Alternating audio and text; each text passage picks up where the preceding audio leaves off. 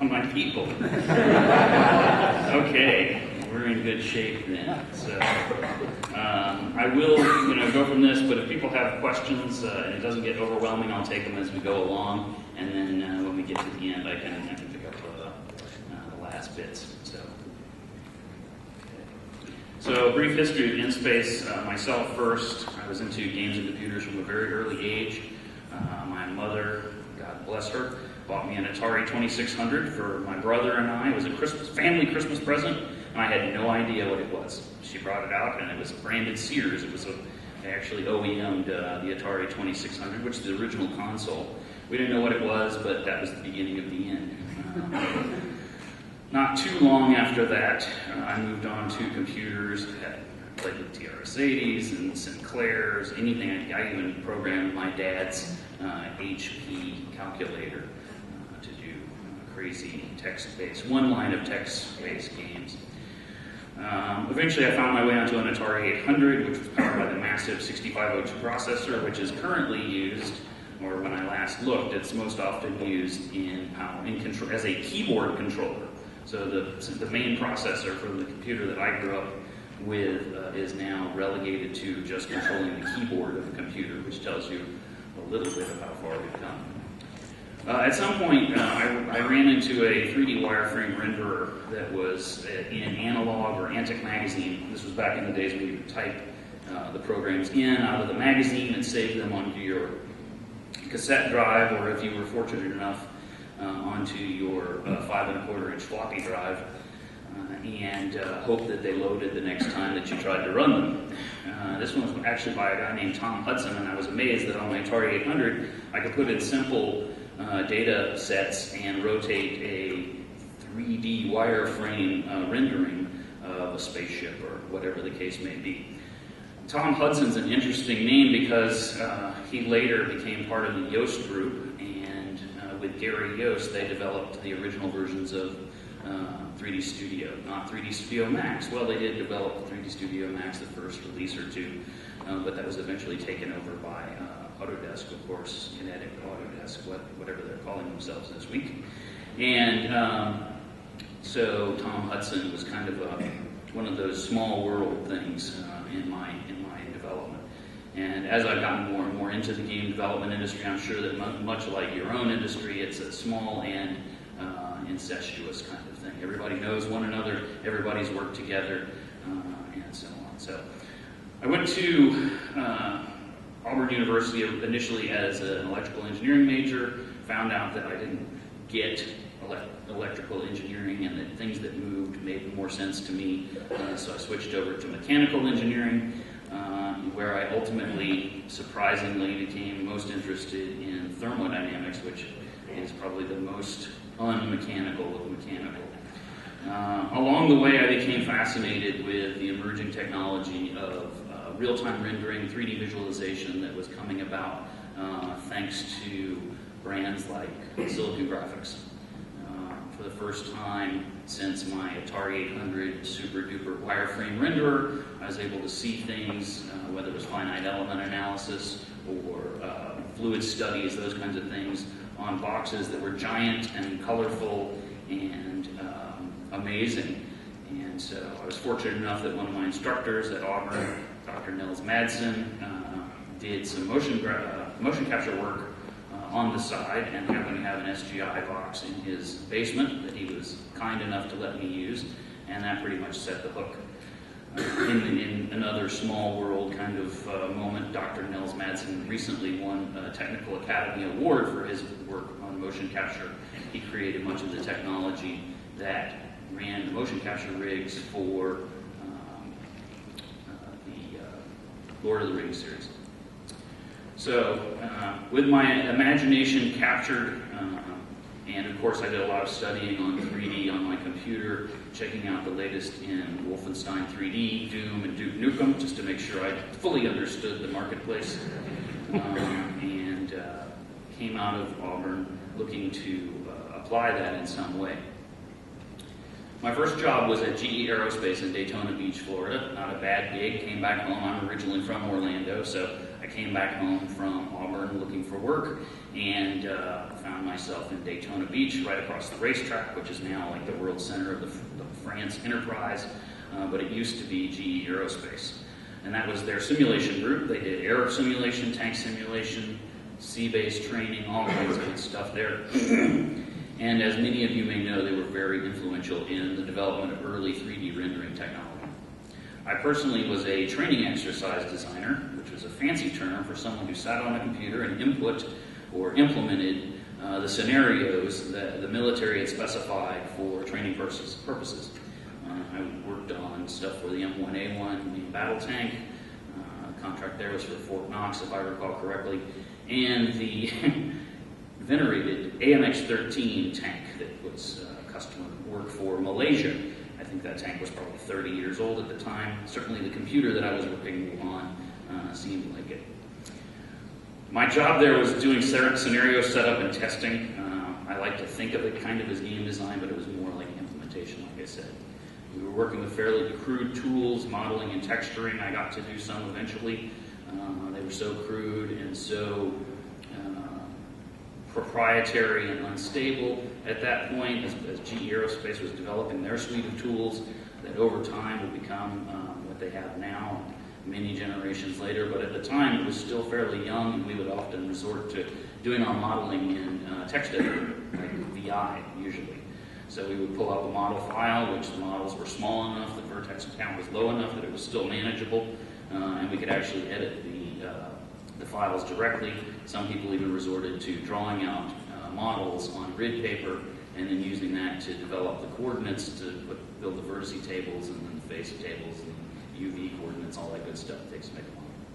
At any rate, my work at GE Aerospace, while I was there, they went through a few transitions. They were acquired by Martin Marietta first, and then Lockheed Martin, which they remain to this day. So along the way, Martin entered into a collaboration with Sega. They were keen to find commercial applications for all of their technical intellectual property, and they developed a relationship with Sega of Japan that lasted roughly from 1992 to 1998. Initially, they were contracted to develop the Model 2 chipset. That's the graphics chipset that's in the Model 2 arcade platform, which spawned games like Daytona USA, Virtua Cop, Virtua Fighter 2. Later, in the second contract, they were secured to do the Model 3, the full Model 3 board set, which was then used to power games like Virtua Fighter 3, Star Wars Trilogy Arcade, and Jurassic Park: The Lost World. As part of the Model 3 contract, Sega wanted to do an arcade game with GE Aerospace. They wanted to have a partnership in the true Japanese sense where Martin B. Marietta or Lockheed Martin, GE employees, were creating a game that they could learn from. They could use that to improve their tools and their understanding of what the customer needed, and so on and so forth. And that sounded like a great idea to everyone involved. So I found out about this project, and I did everything that I had to get onto the team. It was a very small team. They were locked away in a room, and they were allowed to wear shorts and be otherwise controversial. So the people that we were working with at the time, Yu Suzuki, who is now has recently been inducted into the Academy of Interactive Arts and Sciences as the number 9 of 100 top game creators of all time, and Hiroshi Kataoka, who was Yuzan's prodigy at the time and has since gone on to run the arcade division at Sega. So those are pretty good names to have on your resume. As a little side note, the Model 2 hardware, which released games, our game released in 1994, so it was in that 93 to, I think the last game to come out on Model 2 was 97. Didn't even have color, didn't even support natively color texture. We had to use grayscale textures and modulate them with face color to create the illusion of color texture. The Japanese later found a way to hack in some simple 4-bit color maps, but the hardware didn't support that initially. We've come a long way since then. So, while we were finishing Desert Tank actually at Sega of Japan on the 2nd or 3rd floor of the Sega building, We spent about 8 weeks there trying to finish the game, finish 6 months worth of work in about 8 weeks so that they could put it into a slot. That would become a reoccurring theme of my career in the game industry. There was an announcement at the Tokyo Game Show. It's an annual show that showcases games and so forth in this industry. And then Sony came out and surprised everyone with an announcement that they were going to release a game system called the PlayStation. This sent shockwaves to the Sega organization, whom we were not entirely happy with individually at that point. So me and my two best buddies at the time, and would eventually become co-founders, arranged a meeting with Sony Computer Entertainment, wooed them and convinced them that we had what it took. We did, in fact, have a unique skill set, 3D real-time rendering, tutored by the likes of Yusan and Kataoka-san, and a military background, which the development community liked because those guys always deliver on time, right? Okay. So they agreed to fund a startup, and in November of 1994, Eric, Sean, and I started InSpace with 4 employees to develop a game called Razor Wing for the original PlayStation. It was featured on the back of the PlayStation box, and 9 months later, Sony had a reorganization where we were kicked to the curb. So that was fun. We were often running in the wild and woolly world of game development. After coaxing 7 people to leave relatively comfortable jobs, we were now without a future. So we went out and we established some relationships and started doing third-party development work. Over the 18 years that's transpired since, InSpace has become one of the longest-standing independent game developers in the world. We have released over 40 different games with some of the biggest brands in entertainment on every platform since the PlayStation 1, except for the PlayStation Vita, and with pretty much every major publisher, most of the minor publishers, and all 3 of the console providers. So I don't think there's any other independent game developer in the world that can say they've released titles with Sony, Nintendo, and Microsoft. So we've been pretty fortunate. We have a great team, many of which who have been with us for a very long time. The average tenure at InSpace is over 7 years. We have several people that have been with us for 15 years or better, including a technical director that's been with us for more than 17 years, essentially from day one. So this is just a smattering of some of the, thanks for keeping up with me, smattering of some of the publishers and platforms and licenses. As mentioned, we're currently working on Skylanders Swap Force, which is, we're doing the 3DS version for Activision. We did Skylanders Giants last year. In 2 years, in a little over 2 years, in less than 2 years, Skylanders has done over $500 million in business. If you are a parent in the audience with young children, you probably already know about Skylanders. It's an interesting product where you buy toys, physical toys, and a game. And there's RFID chips in the physical toys that when you put them on the portal that comes with the game, which attaches to your PC or your computer, your game system via Bluetooth or USB, it teleports those creatures into the game world and you can play with them. So if you want more characters, you want to play as more characters, you go buy them. And so it's ingenious and it prints money and kids love it. Parents not so much.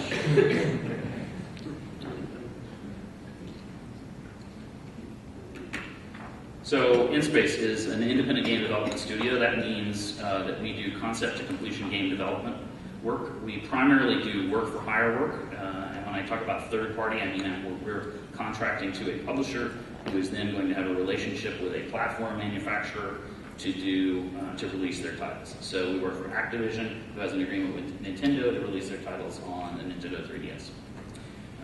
We have had first-party relationships, as I mentioned, with the big 3. That means we work directly with Microsoft, with Nintendo, or with Sony, or in this case, and with Sony, to release titles directly for their hardware. We are a very eclectic group with artists, engineers, designers, audio people, managers, administrators, basically all of the above. It's a very mixed group, and there's a lot of communication challenges, as I'm sure some of you have, as content creators have can attest to.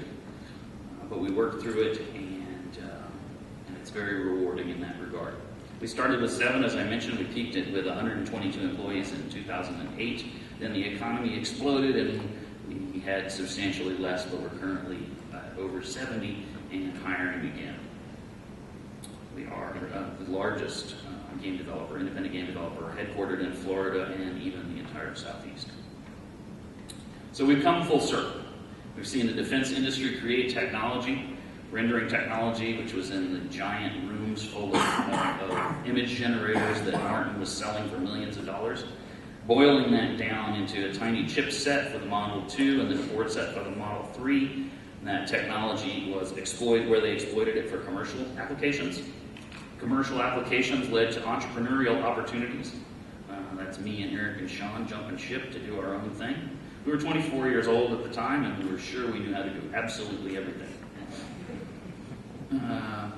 Those opportunities, plus a lot of hard work, led to a lot of experience, hopefully survival, so far so good for us, and sometimes even success. That experience then gets shared to the benefit of others, hopefully including some of you in this room, and in the end, successful business contracts with and for military and simulation-related companies. So we've already started talking with some folks in the Orlando area about some work together this year, and of course we've worked with Havoc and some of the other companies as well. So there's a lot of crossover opportunities that I think are beneficial to both sides of the coin.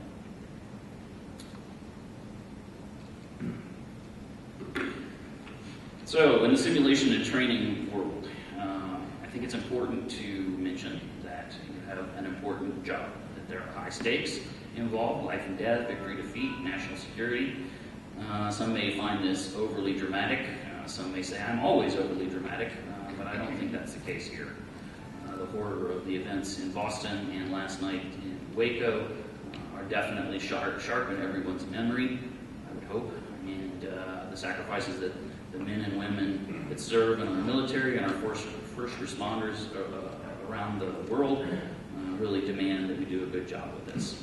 With that in mind, I wanted to come up with something. Oh man, he blew it.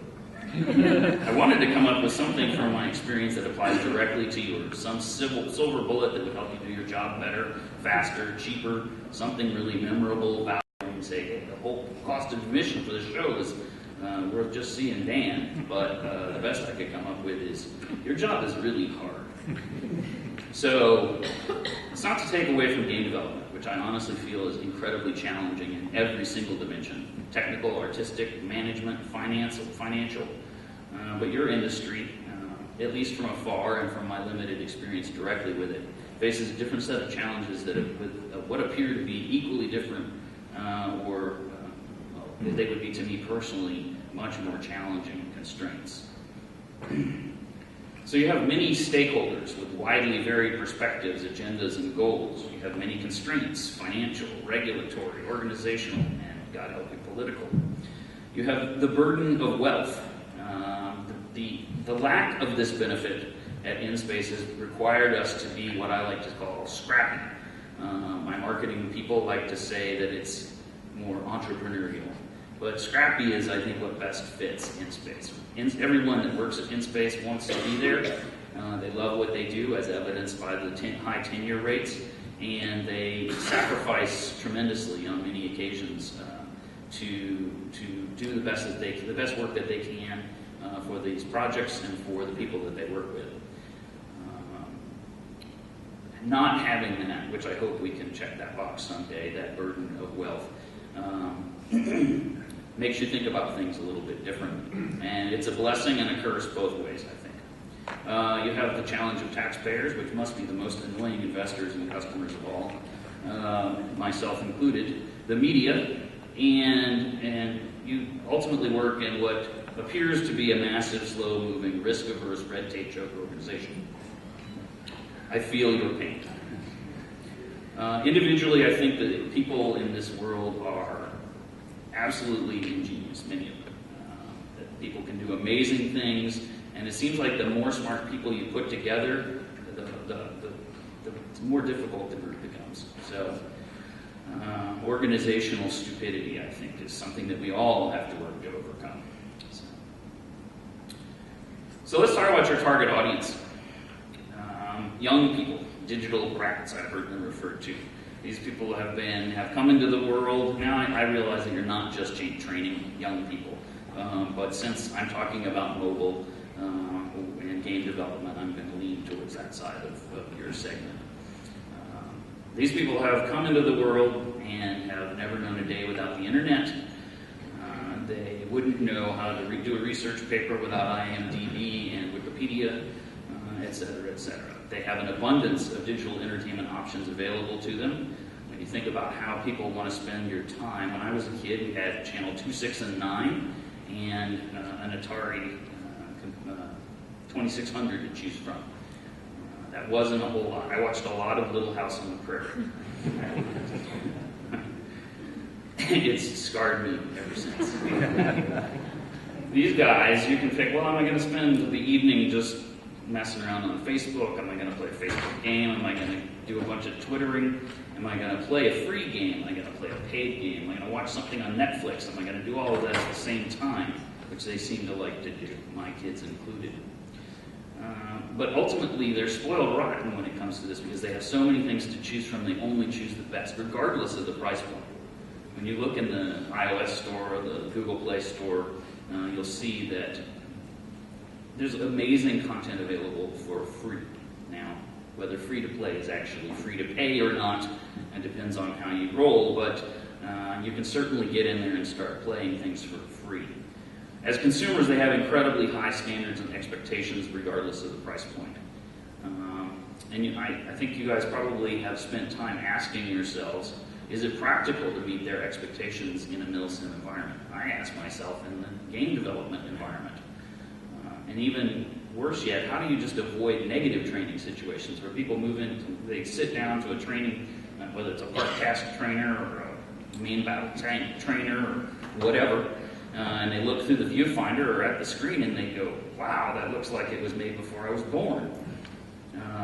They have such tremendous, almost unobtainable expectations in all digital media, whether it's training, game development, and so forth. So how do you get them engaged? These kids are lovable, but they're challenging. So in the game industry, we talk about fun, which is not something that you guys are burdened with, but you have the flip side of that coin, which is engagement. They're related, they're similar, but you're not really worried if the person comes off your training system with saying, oh, that was fun, I can't wait to do it again. But you do want them to have learned something, and to do that, you have to get them to listen, pay attention, and you have to engage them. So how do you do that? I think the same rules apply for fun and engagement, and actually you have to engage someone before they can have fun too. So first step thing you have to do is impress them. I highly recommend that everyone focus on quality and polish over scope. It's easy with all of your stakeholders and all of the people pulling you in different directions and looking at the same media that's available to the kids today and say, to us today, because I still play. It's easy for your stakeholders to say, well, why we should do something like this. And then they, here's the expectations and here's the budget. And when you consider that your typical Call of Duty game in very rough numbers has 200 people working on it, 200 really, really, really good people working on it together for 2 years at a minimum. You're talking about 400 man-years, you're talking about a whole lot of cash.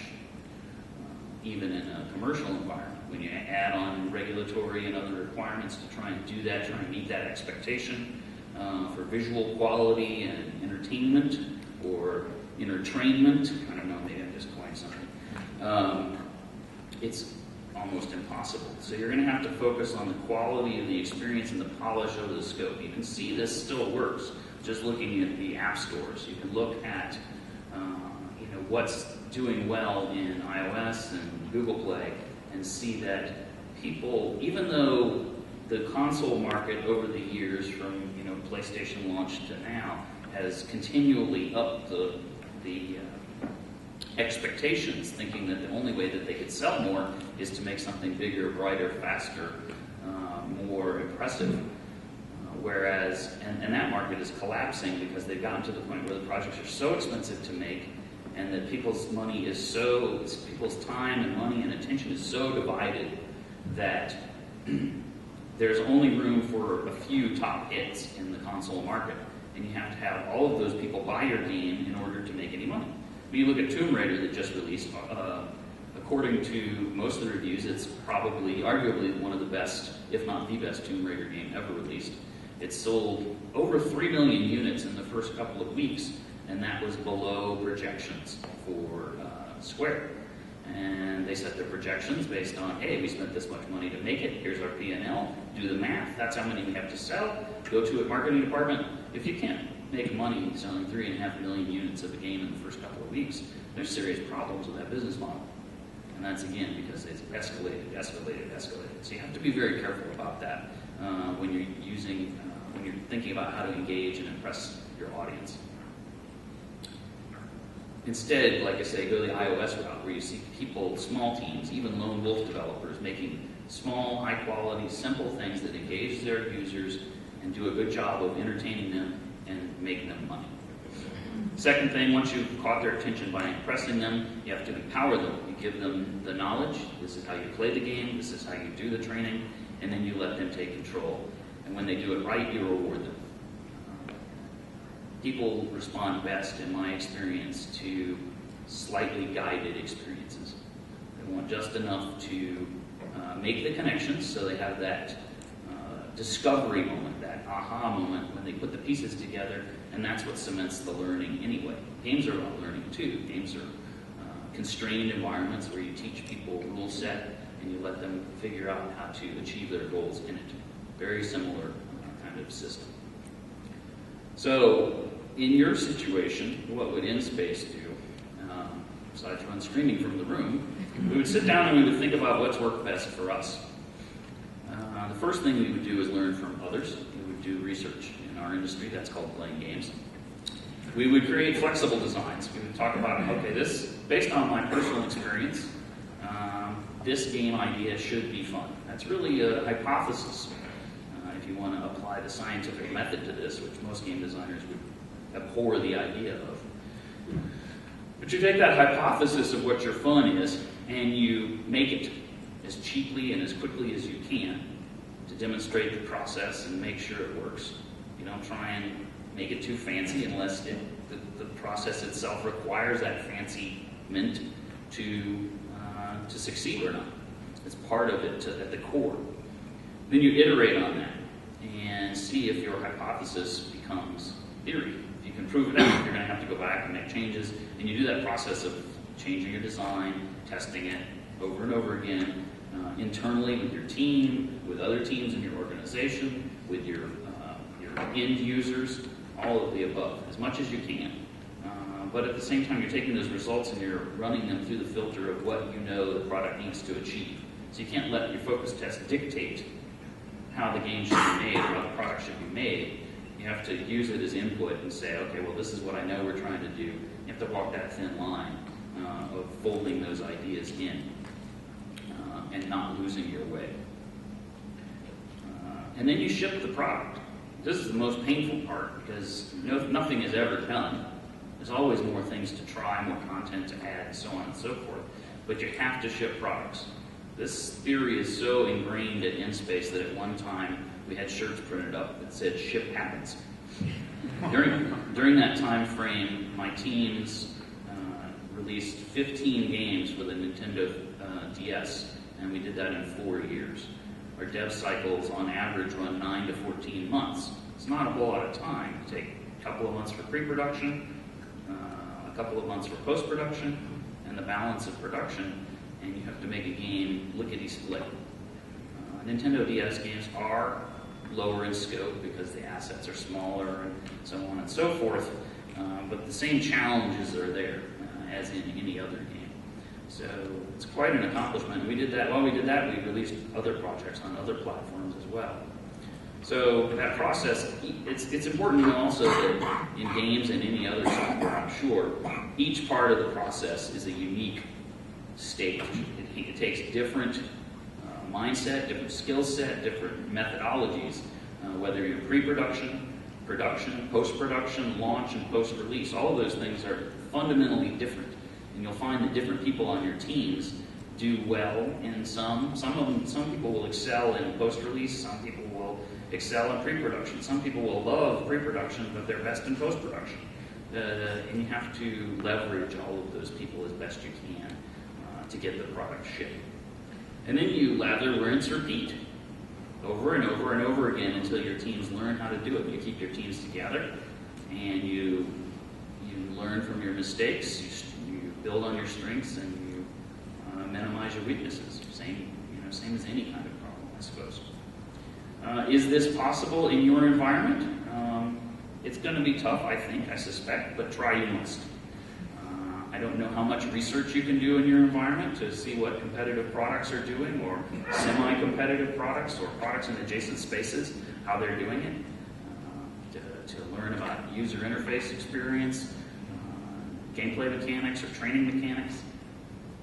I don't know how much time and capabilities you have to be flexible with the much higher degree of procedure and kind of formal processes. I don't know how change control works, but I suspect it's challenging. Trying to do these things, to use these lessons, is going to require working with everyone from the end user all the way to the paying customer to make sure that you're all on board, you understand the benefits and the risks that are associated with some of these things. So my top tips. First one, manage expectations.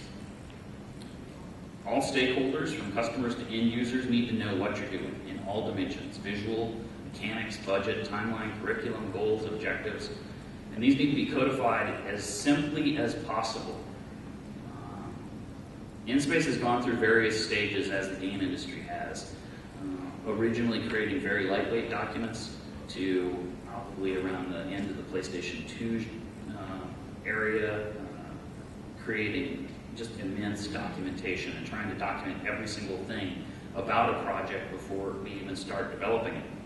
That didn't work out so well. Neither of those really work out. You have to have the right balance of documentation, just the right amount of documentation that you can give to someone they can read, digest, and understand. Again, this may be a problem. It's hard for us to do.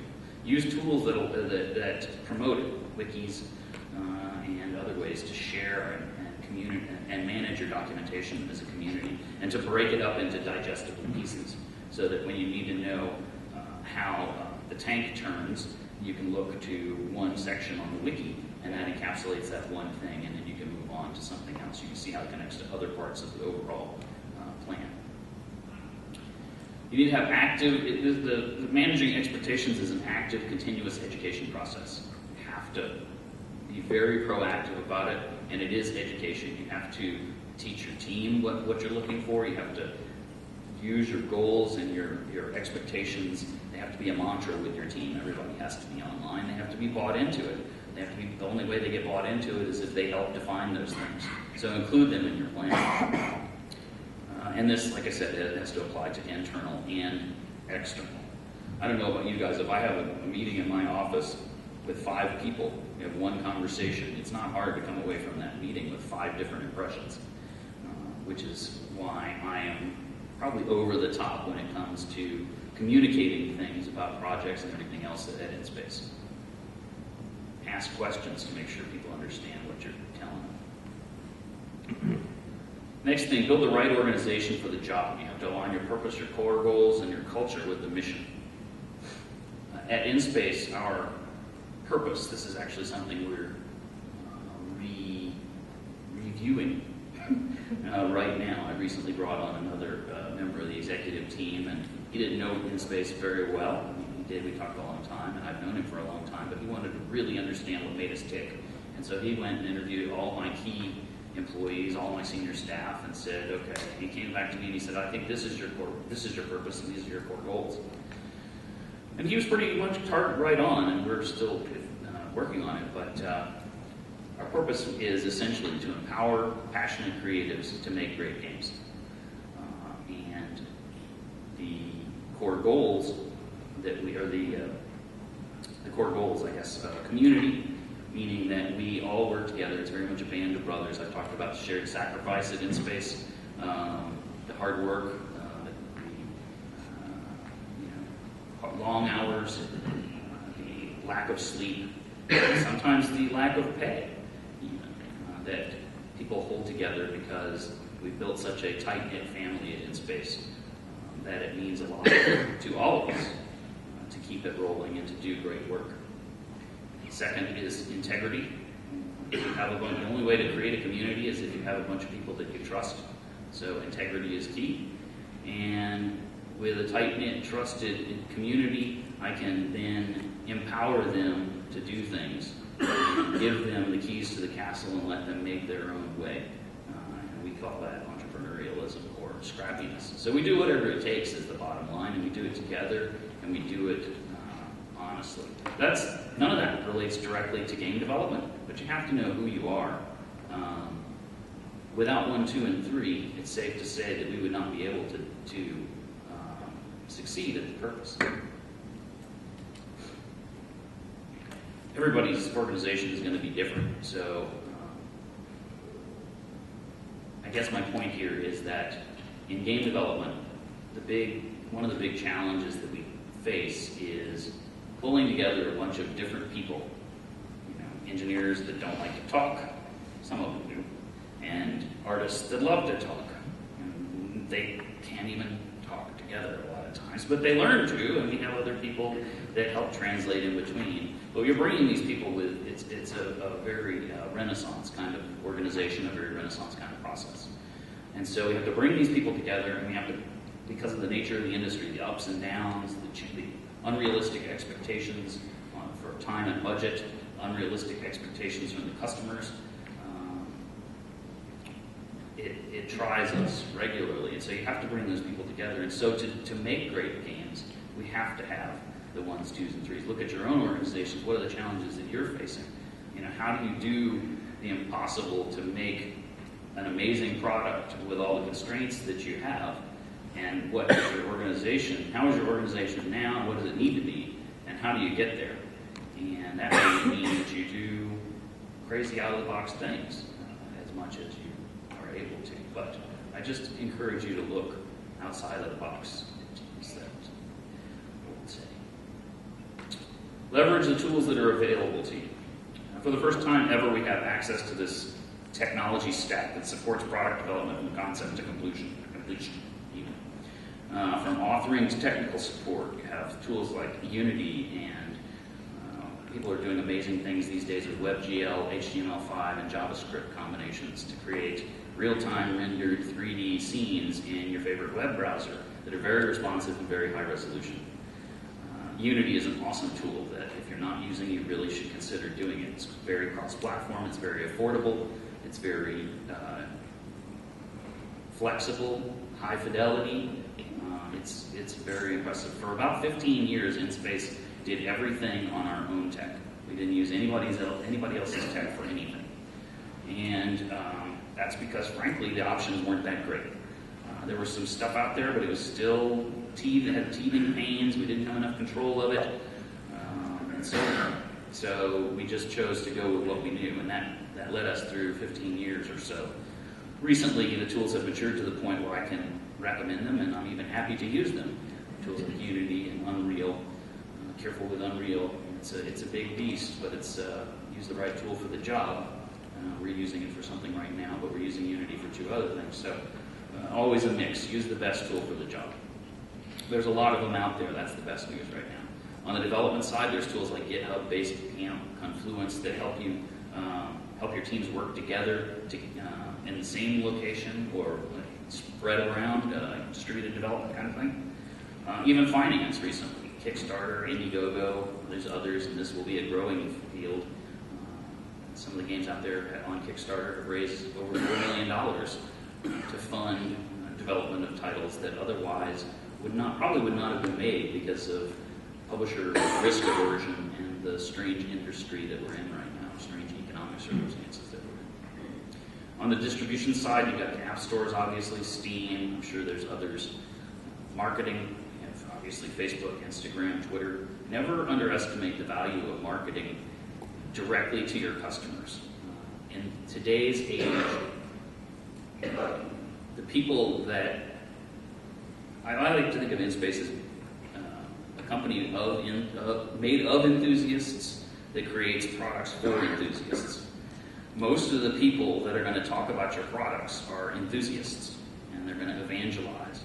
They have come to expect and even demand direct access to the people that make the products that they like.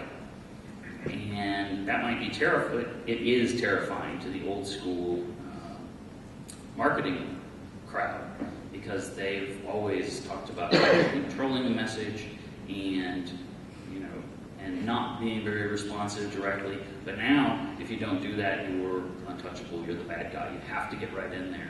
And even if a person's mad at you on Facebook or whatever, I've found that if you directly address them and tell them why you made decisions, take responsibility for your actions, and I guess apologize if necessary, but they're very responsive to it. And oftentimes they've turned from people that are taking away from InSpace or a product into fans and supporters, because they appreciate that we're available to them. Analytics split by local Orlando company Rochambeau is a new emerging technology. Flurry, Contagion, we've used all of these at one level or another. Payment portals like Authorize.net, Dwala, who's an excellent alternative to PayPal if you are doing payment processing, flat rates and free transfers for less than $10, I think. I don't have any interest. On the hosting side, Amazon, Microsoft Azure, open platforms. You got all the PCs, the Macs, the mobiles, and the tablets, and you can actually get to them because of the distribution tools that we talked about before. And then emerging tech, I recently received an Oculus Rift at the office, which I sponsored on Kickstarter. If you're not familiar with the Oculus Rift, it is a head-mounted display that is better than anything else I've ever seen, probably short of the super-duper expensive research and military use stuff. But it is, I think it was $350 to buy the dev kit, and pretty low latency. I have a bad tolerance for motion simulator rides, and so it makes me queasy, but I'd say 60 or 70% of the people in this first release of the dev kit were able to pop it on, sit down, and have fun with it, and it's very impressive. The resolution's a little low, but they're going to double it for the main release. This is a tool that has definite training applications, and you can buy it. I can even talk to you about it. Normally, the other dev kit that I received last week, I can't talk to you about.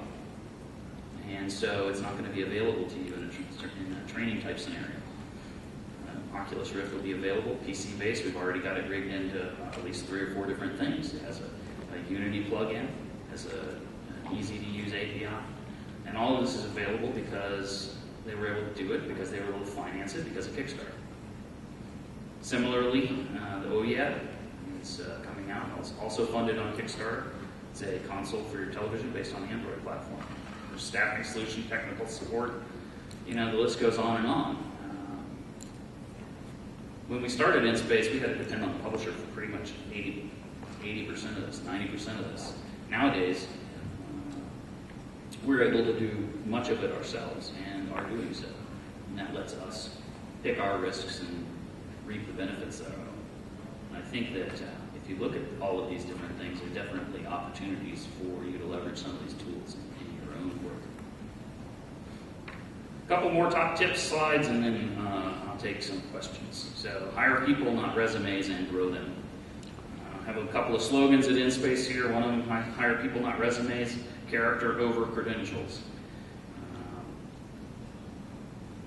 As a developer in Orlando, which is very separate from the rest of the game development world, or has been for most of the last 18 years, we've had to hire people primarily locally and grow them. And so we learn to spot people that have tremendous potential and learn to grow them. Make sure you have the right people on the right seats on the bus, and do everything that you can to maximize everyone's ability to contribute. Encourage people to contribute beyond their job description.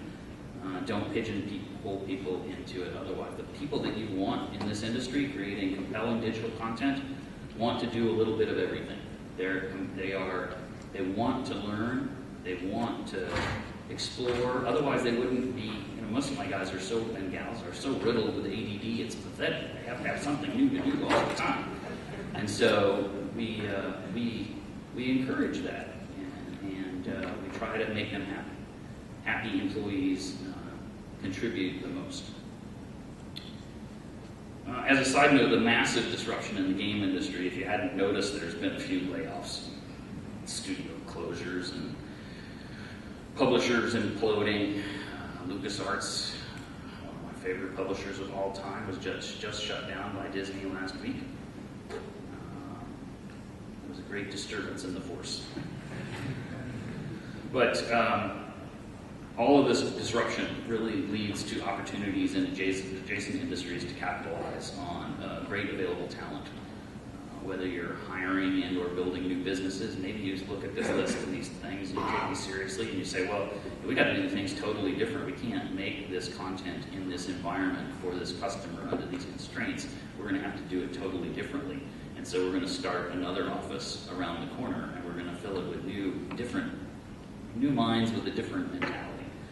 I don't know, but those people are out there. And you may even be interested in acquiring existing operations. There's quite a few out there that could use your help, I'm sure. But the bottom line is that there's a lot of really great people available, and they would fit right in. They would be superstars in your industry. Last thing, I guess, keep it light. I know this is probably a challenge. It is in most organizations, but we work very hard at InSpace to avoid meetings longer than an hour or so. An all-day meeting is not something that happens. Email, we do not communicate via email internally very much. In fact, it's so bad that I have to go to some of my senior staff and remind them to check their email because I sent them something. Which is, I guess, a better problem than having them say they can't find it in the 200 emails that they got in the last 3 hours. So keep in mind that meetings and emails sap productivity. They are certainly useful tools, but keep them as lightweight as possible. Likewise, any processes that you have, continually work to chew them down to the point where they are purely helpful and not hindering, and make them create entrepreneurial, self-service type solutions so that if you have processes, it only involves the minimum number of people.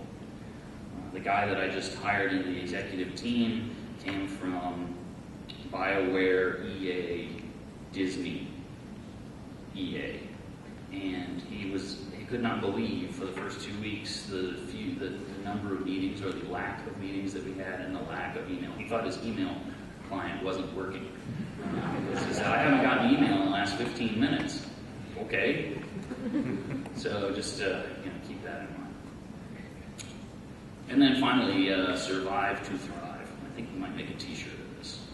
InSpace has been very challenged over the years, to the point that we had to shut down for a couple of weeks in 2010 when a contract fell through at the last point. There were 170 people working for me at the time. I helped many of them find jobs, but we shut down on a Friday, and by Tuesday I had about 12 people back in the office working to close out the contracts that we had worked for and secure additional opportunities. Some people at that point went 4 or 5 weeks without pay. We've caught them up since then, but it's challenging, and we do all of this because we have this dream of making great products, and we support one another, and so we have survived, and we've done things pragmatically. We've taken opportunities that may not elevate the industry or the quality of life of the employees or even at times the studio's reputation, but we've taken them because it helped us keep the dream alive. and that has allowed us, I'm happy to say recently, to secure our biggest contract of all time, and onwards and upwards. So you can never win the race if you don't finish. Never give up, never give up, never give up. I think embracing the impossible, as I look at your job and the constraints and the politics and the regulatory circumstances and everything else around it, I really wish that I could give you more of a silver bullet. I think what you do is important.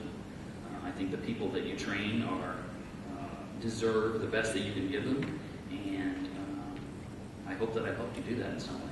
So thanks. If anybody has any questions, I can take them here. We're running a little bit over. Yeah. A couple questions. Thanks. Some questions.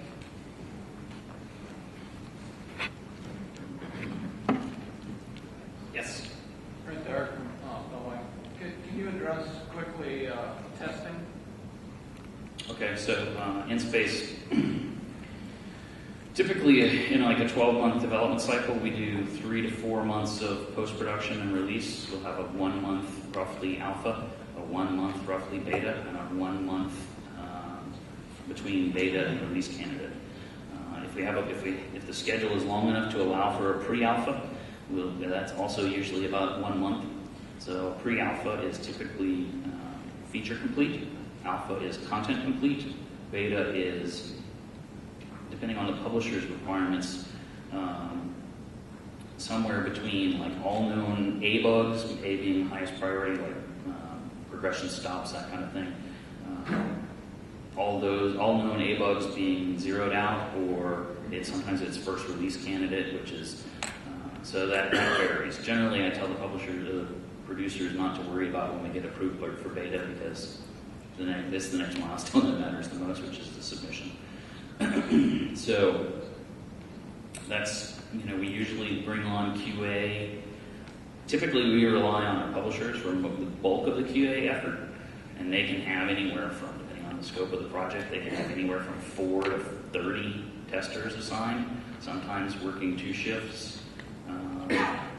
But we'll typically have no more than 8 QA internally.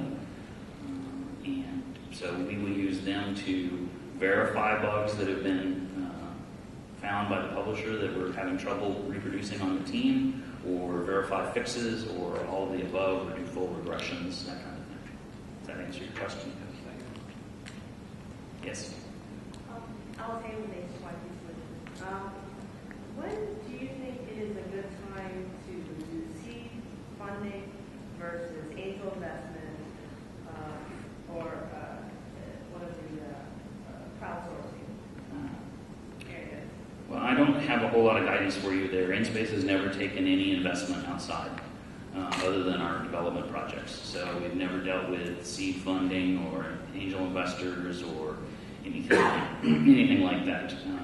If you have questions like that, check with me after, and I can point you to someone who has excellent experience in that area. The Kickstarter model, I think, works best when you have a really compelling product. You have a good story that tells, that makes it clear that you have the capabilities and the passion and the people to do it, and a license for it. And even then, if you look at Kickstarter does an awesome job of making sure you know about all of their successes and hiding all of the games and other projects that didn't get funded. So you can go to a site like KickTrack, KICKTRAQ.com, and you can see the whole truth. Kickstarter is awesome. I've supported over 50 projects myself on Kickstarter. I love supporting entrepreneurial efforts like that. But it's not a great success rate. You have to be very picky. But a site like KickTrack will help you determine if your story is the right kind of story to be successful on their project, on their platform. Okay. Thanks, everybody.